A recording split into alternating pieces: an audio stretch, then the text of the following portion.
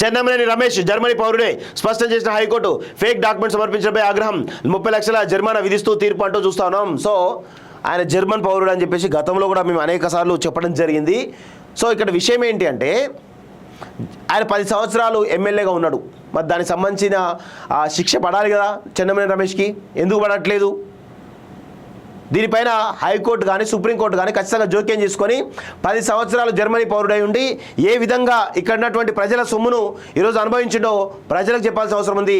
దీనిపైన కఠినమైనటువంటి చర్యలు తీసుకోవాల్సినటువంటి అవసరం అయితే ఉంది న్యాయస్థానం అనేటువంటి విషయాన్ని కూడా ఈరోజు నేను డిమాండ్ చేస్తా ఉన్నాను.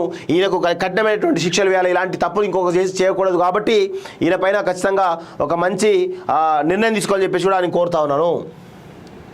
4 కోట్ల మంది బిడ్డల భావోద్వేగం. చాకలి ఐలమ్మ సమ్మక్క సారలమ్మ పోరాట స్ఫూర్తితో తెలంగాణ తల్లి విగ్రహం రూపకల్పన. సాంప్రదాయ కట్టుబడితో తల్లి నిలిచిన పీఠం చరిత్రకు దర్పణం. డిసెంబర్ 9 రాష్ట్ర ప్రజలకు గొప్ప పర్వదినం.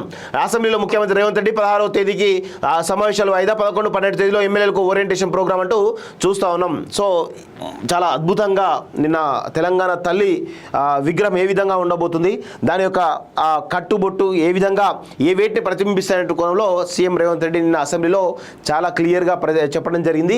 ఇక దాన్ని కొంతమంది చాలా రకాలుగా నానా రకాలుగా మాట్లాడుతూ ఉన్నారు. సో అదంతా కూడా ఒక పైశాచికత్వంతో మాట్లాడుతూ మాటలు తప్ప వేరే కాదు అనేటువంటి విషయాన్ని మనందరం కూడా గుర్తుపెట్టుకోవాలి.